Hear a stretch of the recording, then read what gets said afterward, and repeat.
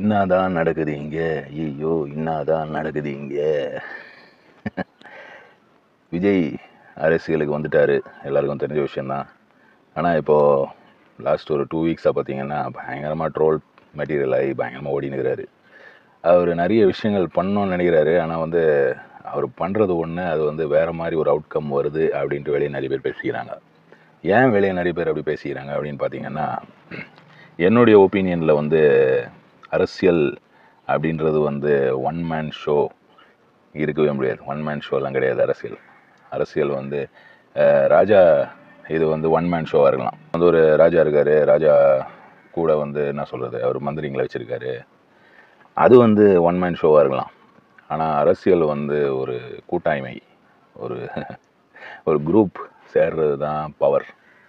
Power வந்து ஆளுங்களை பிரிக்கிறதுல இல்லை, ஆளுங்களை சேர்க்கறதுல தான் வந்து பவர். அதுதான் வந்து அரசியல். அதை வந்து விஜய் வந்து இன்னும் புரிஞ்சிக்கல.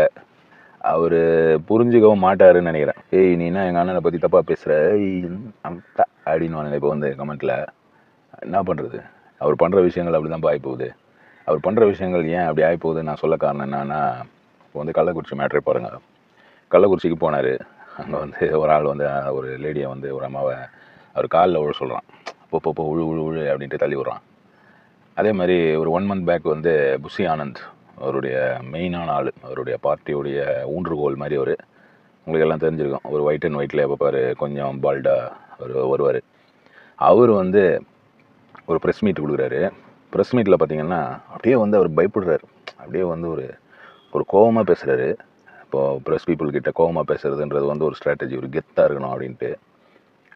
செக்கச்சி வந்த வானத்தில் வந்து பிரகாஷ்ராஜ் சொல்லுவார், போலீஸ்காரன் முன்னாடி வந்து கெத்தாக இருக்கணும், இல்லைனா குனியை விட்டு அடிச்சிடுவான் அப்படின்ற மாதிரி ஒரு ஸ்ட்ராட்டஜியில் வந்து அவர் என்ன பண்ணுறாருன்னா, ப்ரெஸ் பீப்புள் ஏதாவது கேள்வி கேட்கும்போது அவர் வந்து அதுக்கு எக்குத்தப்பாக, அதாவது அது வந்து அதை பார்த்துக்கலாம், அது வந்து இப்படி பண்ணலாம், இப்படி செய்யலாம் அப்படின்ற மாதிரி பேசுகிறாரு. அது கூட வந்து எங்கள் தலைவர் வந்து இப்படி பண்ணுவார், எங்கள் தலைவர் வந்து அதை அறிவிப்பார், எங்கள் தலைவர் வந்து எடுக்கிற முடிவு எங்கள் தலைவர். ஏன்பா அவர் வந்து இளைய தளபதி விஜய்ன்றவர மக்களுக்கு ஏன் பிடிக்கும்னா, அவர் வந்து மக்களில் ஒரு ஆளாக வந்து அவரை போர்ட்ரே பண்ணியிருக்காங்க இது வரைக்கும். அப்படி தான் வந்து நினச்சிருக்காங்க மக்கள்னா நாங்கள்லாம். அதை விட்டுட்டு நீங்கள் வந்து திடீர்னு வந்துட்டு அவர் வந்து தலைவர் வரார் பார், ஏந்திரி தலைவர் வரார். இந்த ஒரு ஆட்டிடியூடு வந்து இவருக்கெல்லாம் வர காரணம் என்னன்னா, அதுவும் விஜய் தான். விஜய் என்ன பண்ணுறாருன்னா, ஏன்னா அவர் பணம் போடுறாரு பார்த்தீங்களா, பணம் போடுறவங்க வந்து ப்ரொடியூசர், படத்தில் வந்து ப்ரொடியூசர் வரும்போது எல்லாம் அப்படியே எழுச்சி நிற்பாங்க. அதே மாதிரி ரைட்டரு, கதை எழுதுகிறவர் வரும்போது வந்து எல்லாரும் ரொம்ப ரெஸ்பெக்ட் பண்ணுவாங்க. டைரக்டரை கூட ஒரு சிலர் கண்டுக்கல மாட்டாங்கன்னு வைங்க. ஆனால் இந்த 2 பேரை வந்து ரொம்ப ரெஸ்பெக்ட் பண்ணுவாங்க. ரொம்ப சகிச்சிக்க முடியலன்னா கூட, ரொம்ப பொறுத்துக்க முடியலன்னா கூட இந்த ரைட்டரு, ப்ரொடியூசரை வந்து ரொம்ப ஒரு ரெஸ்பெக்டோடு பார்ப்பாங்க. அதே மாதிரி அதனால தான் வந்து இவர் நம்ம மிஸ்கின் இருக்கார் பாருங்க, மிஸ்கின் மாதிரி டைரக்டருக்கெல்லாம் ஏன் அவ்வளோ ரெஸ்பெக்ட்னா, அவர் வந்து முட்டாள்தனமான சில சீன்கள்லாம் எடுத்தாலும் அவருக்கு பயங்கர ரெஸ்பெக்ட். ஏன்னு கேட்டிங்கன்னா, அவர் வந்து ரைட்டரும் கூட, அவருதே கதை. அதனால தான் வந்து அவரை பார்க்கும்போது அப்படியே கதை எழுதுகிறவங்க வந்து பிரம்மா மாதிரி. அது மாதிரி விஜய் வந்து பிரம்மா மாதிரி. விஜய் தான் வந்து அந்த கட்சியை உருவாக்கியிருக்காரு, அதுக்கு பணம் போட்டது ஃபுல்லாக அவர் தான். அப்போது வந்து அவரை மீறி ஒன்றும் நடக்கக்கூடாது அப்படின்ற ஒரு கான்செப்டில் போகிறாங்க. இப்போ வந்து ஸ்டாலின் சாரோ இல்லை எடப்பாடி சாரை அவ்வளோவா இது ரெஸ்பெக்ட் பண்ண மாட்டேன்றாங்கன்னு வைங்க ஏடிஎம்கேல. இப்போது ஸ்டாலின் சாரோ இல்லை அங்கே சந்திரபாபு நாயுடு சாரோ இல்லை பவன் கல்யாண் கூட, அதே மாதிரி இல்லை மோடி சாரோ, இவங்கெல்லாம் வந்து இவங்கள வந்து அப்படியே புகழ்வாங்க. ஹான்ரபுள் அப்படின்வாங்க, மதிப்புக்குரிய ஐயான்னுவாங்க.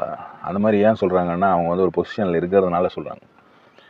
இப்போது திமுக இல்லை அதிமுக, இதில் எந்த கட்சி எடுத்திங்கனாலும், எந்த கட்சின்னா ஆட்சிக்கெல்லாம் வந்திருக்கிற கட்சிங்க, எந்த கட்சி எடுத்திங்கனாலும் அந்த கட்சிகள்லாம் நிறைய ஸ்டாருங்க இருப்பாங்க, நிறைய அரசியல்வாதிங்க, நிறைய பேர் இருப்பாங்க. ஒரு ஆள் வந்து ஒரு பார்ட்டி ஆக முடியாது, ஒன் மேன் ஷோ பண்ண முடியாது. வந்து ஏடிஎம்கே வந்து ஒன் மேன் ஷோ கொஞ்சம் பண்ணியிருந்தாங்க அரசியலுக்கு. அவங்க அரசாங்கம் அமைச்சதுக்கு அப்புறம் அவங்க ஒன் மேன் ஷோ பண்ணாங்க ஜெயலலிதா அம்மா காலத்தில். அந்த மாதிரி பண்ணதுனால தான் என்ன ஆச்சுன்னா, அவங்க போனதுக்கப்புறம், அவங்க மறைவுக்கு அப்புறம் அந்த பார்ட்டி வந்து ரொம்ப ஒரு ஆடி போச்சு. யார் என்ன ஏது என்னன்ற ஒரு இதில் கரெக்டாக ஒரு லீடர் இல்லை அப்படின்ற மாதிரி ஆயிடுச்சு. இப்போ வந்து ராகுல் காந்தியை பார்த்திங்கன்னா, அவர் வந்து ஒரு நேஷ்னல் பார்ட்டியோடைய ஒரு லீடர். சின்ன வயசுலேருந்தே அவர் பொலிட்டிக்ஸில் இருக்கார், ரொம்ப நாளாக இது. ஆனால் அவர் நடக்கிறது, இது பண்ணுறது, போய் டீ குடிக்கிறது, அது இது இந்த மாதிரி விஷயங்கள் எல்லாம் செய்யும்போது மக்களுக்கு வந்து அது ஒரு என்ன சொல்கிறது, ஒரு நெகிழ்வு அப்படின்ற மாதிரி ஒரு நெகிழ்ச்சி. பா நாயா அப்படின்ற மாதிரி ஒரு ஃபீலிங் வரும் அதை பார்க்கும்போது. அதே மேட்டரை வந்து நம்ம பிஜேபி தலைவர் அண்ணாமலை வந்து ஃபாலோ பண்ணார். அது பார்க்கும்போது வந்து அவ்வளோ நிகழ்ச்சி வராது. ஒரு சிலர் வந்து அதை காமெடியாக பார்ப்பாங்க, யோ போயேன் ஓட்டு வாங்கிறதுக்காக சும்மா பண்ணுகிறான் அப்படின்ற மாதிரி பலரும் வந்து பேசுவோம். அந்த மாதிரி தான் விஜயோடைய மேட்டரில் என்னென்னா, விஜய் வந்து சிம்பிளான ஒரு ஆள் அப்படின்ற ஒரு ஒரு கண்ணோட்டத்தில் தான் வந்து பசங்களுக்கும் சரி ரசிகர்களுக்கும் சரி, ரசிகர்கள் தான் பசங்க எல்லாருக்குமே பிடிக்கிறது வந்து அவரை பிடிச்சது வந்து அதனால தான். இப்போ அஜித்தையும் அதனால தான். இதே வந்து அஜித்துடைய உண்மையான கேரக்டர் வந்து காதல் கோட்டைக்கு முன்னாடி சொல்லுவாங்க, காதல் கோட்டைக்கு முன்னாடி வந்து ரொம்ப அப்படியே அரகண்ட்டாக இருந்தார் அவர். அதனால் ஓரங்கட்டினாங்க அவரை. ஆசை படம் சூப்பராக ஓடிச்சு. அதுக்கப்புறம் வந்து ரொம்ப அரகண்ட்டு, பையன் என்னையா அவன் அவ்வளோ சீன் போடுறான் அப்படின்ட்டு ஓரங்கட்டாங்க. அதுக்கப்புறம் அவர் கற்றுக்கினார். அவருக்கு யாரோ சொல்லி கொடுத்தாங்க, இது மாதிரி இருக்காதப்பா, நீ வந்து ஃப்ரெண்ட்லியாக போனோம், அப்போ தான் வந்து உனக்கு மக்கள் செல்வாக்குன்றது அப்போ தான் வரும். அப்புறம் அவர் சில விஷயங்கள்லாம் பண்ணி அப்படியே ஃப்ரெண்ட்லியாக போய் மக்கள் செல்வாக்கு வந்தது. அதுக்கப்புறம் அவர் ஒரு சில விஷயங்கள் பண்ணி கொஞ்சம் செல்வாக்கு குறைஞ்சது, திரும்பி அது அப்படியே இம்ப்ரூவ் ஆச்சு. இப்போ விஜய் விஷயத்துக்கு வருவோம். விஜய் விஷயத்தில் வந்து இந்த புஷி ஆனந்தன்றவர் வந்து அப்படியே எங்கள் தலைவர், அவர் வந்து அவர் தாங்க, அவர் வந்து சொல்லுவார், அவர் வந்து அறிவிப்பார். ஏன் சார், நீங்கள் வந்து மெயினான ஒரு ஆள், நீங்கள் வந்து பார்ட்டியை நடத்துகிற மாதிரியெல்லாம் ஃபீலிங்கெல்லாம் எல்லாருக்கும் வராது. அது உங்களுக்கும் தெரியும், நம்மளுக்கும் தெரியும். பார்க்குறவங்க எல்லாரும் வந்து முட்டாள் கிடையாது. நிறைய பேர் இதை பற்றி பேசுகிறதே காரணமே இதுதான், இந்த மாதிரி விஷயங்கள் தான். எல்லாமே வந்து இந்த இப்போ வந்து ஸ்டூடெண்ட்ஸுக்கு இது கொடுத்தாரு பாருங்க, ஊக்கத்தொகையெல்லாம் கொடுத்து அவர் அவார்டு இதெல்லாம் கொடுத்தாரு. கொடுக்கும்போது கூட பிடிக்காதவங்க வந்து இதை வந்து ஒரு பப்ளிசிட்டி ஸ்டண்ட்டு அப்படின்வாங்க. பிடிச்சவங்களுக்கே வந்து பிடிக்காமல் போகிறதுக்கான நிறைய விஷயங்கள் அங்கே நடந்திருக்கு. என்ன நடந்ததுன்னா, அவர் வந்து கோவப்படுறது, ஒரு 2 சீன்லாம் வந்து அங்கங்கே டிவியில் அதெல்லாம் கட் பண்ணி போட்டுனுங்கிறானு. அதே மாதிரி அவர் பேசின பேச்சு, விஜய் என்ன பேசினார்னா, இப்போ கள்ளக்குறிச்சியில் நடந்த இது வந்து இந்த பார்ட்டினால தான் அப்படி ஆச்சு அப்படின்னு அவர் சொல்ல. அரசாங்கம் அப்படின்னு அவர் சொன்னதை வந்து அதை மீடியாவில் வந்து கட் பண்ணி போட்டாலும் அவர் சொன்னது ஃபுல்லாக நீங்கள் கேட்டிங்கன்னா, அப்படின்னு நம்ம சொல்ல முடியாது. இந்த பார்ட்டினால தான் அப்படி ஆச்சுன்னு அரசாங்கத்தை மட்டும் நம்ம குற்றம்லாம் சொல்ல முடியாது, நம்ம பங்கம் அதில் இருக்குது அப்படின்ட்டார். அப்படி சொல்லும்போது என்ன ஆகுதுன்னா, இது வந்து என்ன டபுள் ஸ்டாண்ட் ஆகுது, டபுள் கேம் ஆடுற மாதிரி இருக்குது அப்படின்ற மாதிரி பேசுகிறாங்க. அதே மாதிரி அவர் வந்து இந்த ஒரு அக்காவை வச்சு ஒரு டீச்சர் ஒருத்தங்க வந்து பாடினாங்க. அதனுடைய ஒரு சின்ன ஆடியோ கிளிப்பிங் வைக்கிறேன், கேளுங்க. வாங்கண்ணா வணக்கங்கண்ணா, மை சாங்கன்னு கேளுங்கண்ணா. விஜய் நினச்சிருந்தாருன்னா கேட்டிங்கல்ல ஆடியோ கிளிப்பு, விஜய் எக்ஸ்பிரஷனே பார்க்கணும், இப்படியே திரும்புவார். வாங்கண்ணா வணக்கங்கண்ணா அப்படின்னோடனே டேய் யார்ரா அது அப்படின்ற மாதிரி திரும்புவார். விஜய் நினச்சிருந்தாருன்னா ஒரு யுவன் மாதிரி ஒரு ஆளை வச்சு ஒரு பாட்டு, இப்போது டிஎம்கே ஒரு பாட்டு பண்ணியிருப்பாங்க, ஸ்டாலின் தான் வராரு, அதையே ட்ரோல் பண்ணாங்க. அந்த பாட்டு கேட்கறதுக்கு நல்லா இருக்கும், ஒரு விதமாக நல்லா. அந்த பாட்டையே ட்ரோல் பண்ணும்போது இந்த பாட்டு வந்து என்ன கிதியாயிருக்கும்னு யோசிச்சு பாருங்க. ஆனால் லக்கிலி அவ்வளோ ட்ரோல்லாம் இன்னும் வரல அப்படின்னு தான் நினைக்கிறேன். இல்லை என் கண்ணில் படலையான்னு தெரில. நம்ம ஃப்ரெண்டு ஒரு ட்ரோல் ஒன்று பண்ணி வச்சுருந்தேன், அதை நான் இதில் கூட வந்து சின்னதாக சேர்த்துருக்கேன் பாருங்கள்.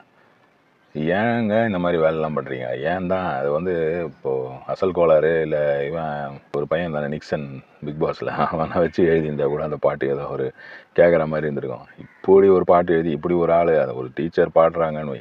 டீச்சருக்குன்னு ஒரு ஸ்டாண்டர்ட் இருக்குல்ல. டீச்சர் வந்து அவங்க முதல்ல பேசும்போது நல்லா தான் பேசுகிறாங்க.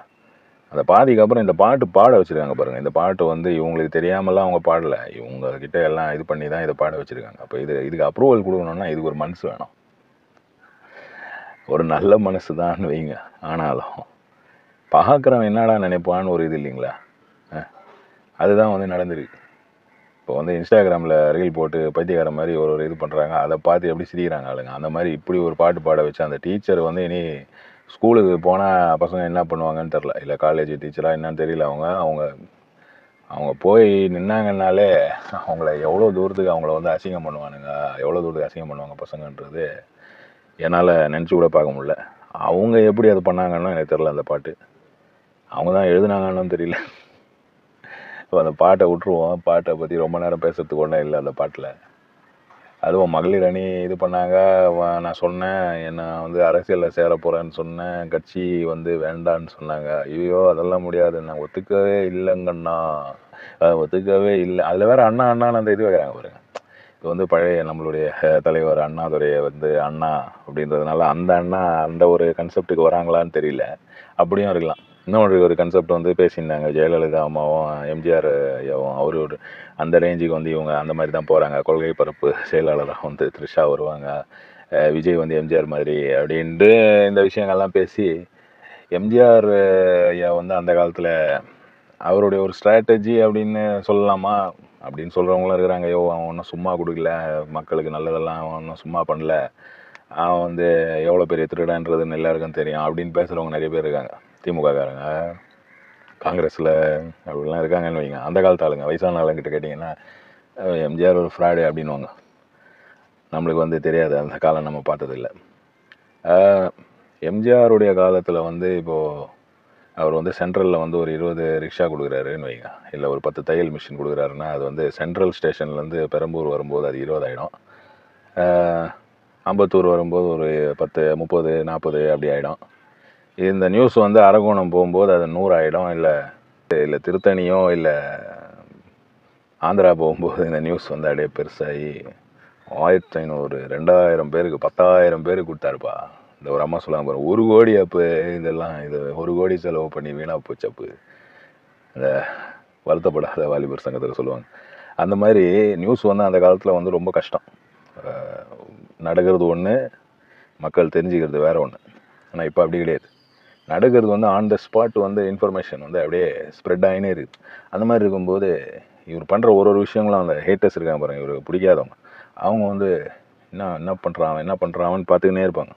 அப்போ வந்து பண்ணுற தப்புங்களெல்லாம் சுட்டி காட்டினே இருப்பாங்க. அப்போ தப்பு வந்து நடக்காமல் நம்ம வந்து இப்போ அதை கள்ளக்குறிச்சி போனப்போ அந்த லேடியை வந்து உழ சொன்னது அது யார் மென்டலி, அவன் வந்து விஜய் பார்ட்டியில் இருக்கிற ஆளா என்னன்னுலாம் நான் எனக்கு தெரில. ஆனால் வந்து யாருக்குமே அவ்வளோ அது இன்ஃபர்மேஷன் கிடையாது. ஆனால் அவர் அங்கே இருக்கிற ஆளுன்னு தான் சொல்கிறாங்க. ஆனால் வந்து அப்படி ஒரு மேட்டர் நடக்க வச்சது வந்து தப்பு.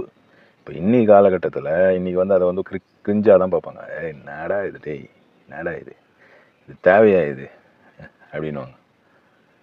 இப்படியாடா இருப்பீங்க அப்படின்வாங்க. ஏன் நல்ல விதமாக அரசியல் வந்து இப்போ வந்து சீமான் வந்து அரசியலுக்கு வந்தார். சீமான் வந்து ஒன் மேன் ஷோ, அவருடைய கட்டுப்பாடு தான், அவர் அப்படியே வச்சுப்பார். அவர் வந்து புது ஆளுங்களுக்கு வந்து சான்ஸ் எல்லாம் கொடுப்பாரு. எம்எல்ஏ எலெக்ஷன்லாம் நிற்கிறதுக்கு புது ஆளுங்களுக்கு சான்ஸ் எல்லாம் கொடுப்பாரு. கொடுக்கும்போது என்ன ஒன்றா, மக்களுக்கு வந்து அவங்களுக்கு தெரியாது. மக்களுக்கு வந்து ஒரு ஹீரோ வேணும். இப்போ ஒரு ஏரியானா அந்த ஏரியாவில் ஒரு ஹீரோ அவங்க நிறைய தடவை பார்த்துக்கிறாங்க பாருங்கள்.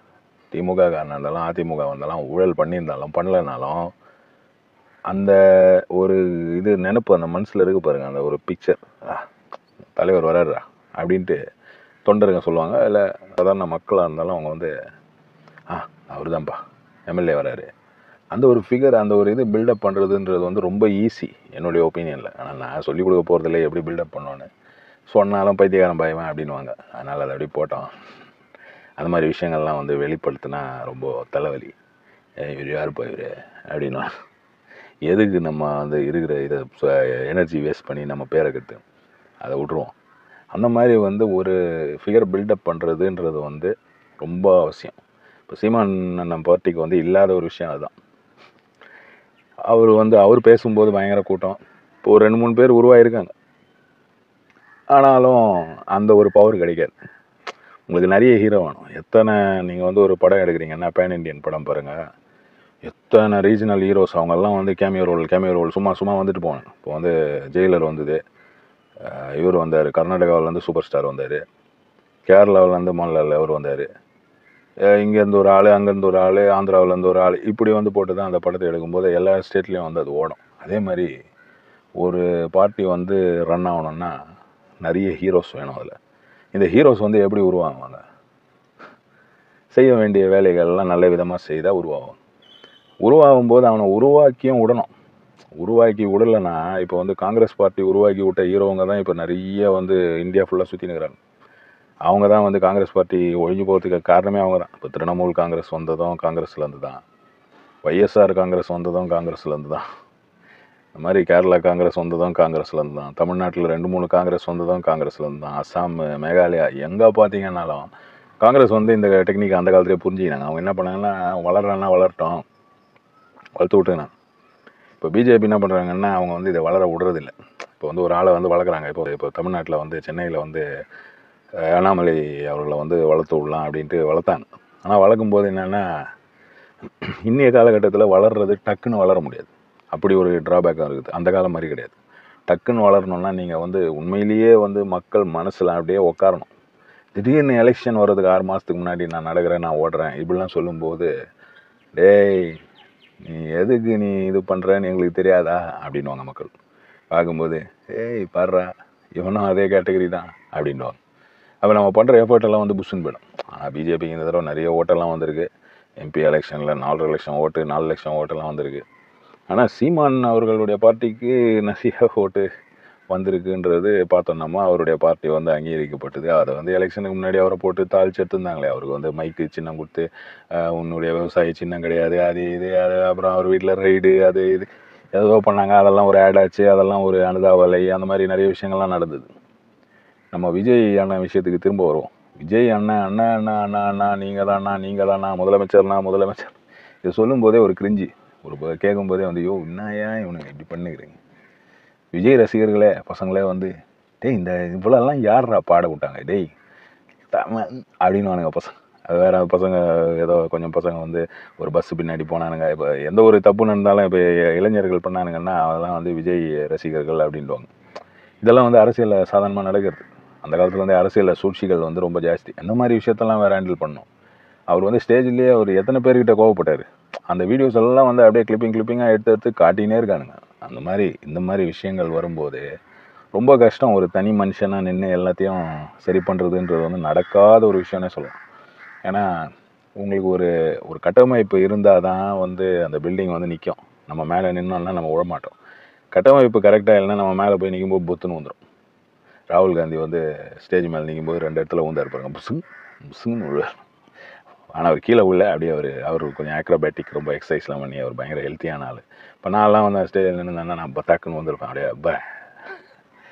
அந்த மாதிரி விஜய்யுடைய அதில் வந்து இப்போ புதுசாக problem I got 99 problems pitch அப்படின்னு 100 வந்து ஒரு பிச்சா அப்படின்ற மாதிரி ஒரு இது பேசுவாங்க. 99 பிரச்சனை இருக்குதுடா எனக்கு, ஆனால் உனக்கு வந்து 100 இருக்குது தம்பி, உனக்கு வந்து 100வது வந்து ஒரு பிச்சு அப்படின்ட்டு. நான் வந்து த்ரிஷா மேடத்தை பிச்சுலாம் சொல்ல அப்படிலாம் வந்து தப்பாக நினச்சிக்கிறீங்க. அப்படி பேசுகிறவங்க இருக்கிறாங்க வெளியில். அவங்க வந்து என்னென்னா இந்த ஒரு பிரச்சனை தேவையாடா உனக்கு, இந்த நேரத்தில் வந்து நீ ஃபேமிலி முதல்லையே வந்து அவர் அப்பா கிட்ட பேசுறது இல்லை, அவர் அப்பா தான் அவரை வளர்த்து விட்டார், இந்த மாதிரி விஷயங்கள்லாம் வந்து இருக்குது. அதுலேயே ஒரு நிறைய விஜய் ஃபேன்ஸ் அதில் வந்து ரொம்ப அவங்க வெறுப்பாயிட்டாங்க விஜய் மேலே. இப்போ வந்து இந்த ஒரு விஷயம் ஒய்ஃபை வந்து டிவோர்ஸ் பண்ண போகிறாரு, இது பண்ண போகிறாரு, அது இதுன்ட்டு இந்த ஒரு விஷயம் அப்படின்னு. இப்போ வந்து டிவோர்ஸ் எல்லாம் ஆகிப்போச்சு. இனி இப்போ த்ரிஷா வந்து கல்யாணம் பண்ணினாரோ இல்லை அவங்க வந்து ஃப்ரெண்டு தான் அப்படின்னு சொல்கிறாரோ அது வந்து என்னன்னு தெரியல. அது அந்த மாதிரி ஏதாவது ஆச்சுன்னா இன்னும் வந்து அது அவருடைய பார்ட்டியோட இமேஜுக்கு வந்து இன்னும் ஒரு டேமேஜ் தான். அது வந்து ஒரு ப்ளஸ்ஸாகவே மாறாது. நம்ம வந்து தமிழ்நாட்டில் வந்து தமிழ்நாட்டில் இல்லை இந்தியாவிலே நம்ம ஃபுல்லாக நம்ம இந்தியன் கல்ச்சர் ரீதியிலேயே வந்து பர்சனல் விஷயங்களை வந்து ரொம்ப குத்தி காட்டி பேசியே வந்து உங்களை அப்படியே நாராக்கி வச்சுருவாங்க. அதுவும் இந்த பேசுகிறவங்க இந்த பேச்சாளர்லாம் இருக்காங்க பாருங்கள், பேச்சாளருங்கெல்லாம் வந்து ஸ்டேஜில் ஏறி ஒரு மேட்ரு அதை உன்னை பற்றி தெரியாதாடா டேய் அப்படின்வானுங்க. அவ்வளோதான் போச்சு. பார்க்குற விஜய் ரசிகரே டேய் நீ விஜய் ரசிகரா நீ பாடுறா அவங்க ஆளை எப்படி போட்டு கிழிக்கிறாங்க பாடுறா டேய் அப்படின்ட்டு அங்கே 4 பேர் கிண்டல் பண்ணுவாங்க. அவன் அப்படியே மாறிடுவான். ஐயோ எப்பா நீ விஜய் ரசிகனாக இருந்தால் அவ்வளோதான் நம்ம. இந்த மாதிரி நிறைய ப்ராப்ளம்ஸ். ஏன் இந்த மாதிரி ப்ராப்ளம்ஸ் உள்ளெல்லாம் போய் நீங்கள் மாட்டுறீங்க? அது ஒரு வேளை அந்த மோசமான டைம் அப்படின்றது இருக்குதா அப்படின்றது எனக்கு இந்த மாதிரி விஷயங்கள் பார்க்கும்போது தோணும். ஏடா நல்லா என்னடா 150 கோடி 100 கோடி அந்த பீக்கில் இருக்கும்போது திடீர்னு வந்து இந்த மாதிரி விஷயங்கள் பண்ணி பண்ணுறது எல்லாமே மிஸ்டேக் அப்படின்றது ஆகிப்போச்சுன்னா ரொம்ப ஒன்றுமே பண்ண முடியாது. அப்படியே சறுக்கி. ஏன்னா இந்த மாதிரி விஷயம்லாம் அரசியல் இந்த மாதிரி மேட்டர்லாம் பண்ணும்போது செலவுன்றது எக்கச்சக்கம் அப்படியே எகிறோம். 10 லட்சம் பேருக்கு வந்து சாப்பாடுக்கு இது பண்ணியிருக்கேன் அது இதுன்னெலாம் இது பண்ணியிருக்காராம் அவர் விஜய் அப்படின்ற மாதிரி நியூஸ் எல்லாம் வந்து பரவி இருக்குது. அதெல்லாம் எவ்வளோ தூரத்துக்கு உண்மைன்னு தெரியல. என்ன இருந்தாலும் அவர் வந்து நல்லா இருக்கணும் அப்படின்றது தான் என்னுடைய ஆசை. ஆனால் வந்து நடக்காதது என்ன நடக்கும் என்ன நடக்க போகுது அப்படின்றது நம்மளுக்கு தெரியாது. பொறுத்து இருந்து பார்க்கலாம் என்ன நடக்கும் அப்படின்றது. அவர் நல்லா இருக்கட்டும்.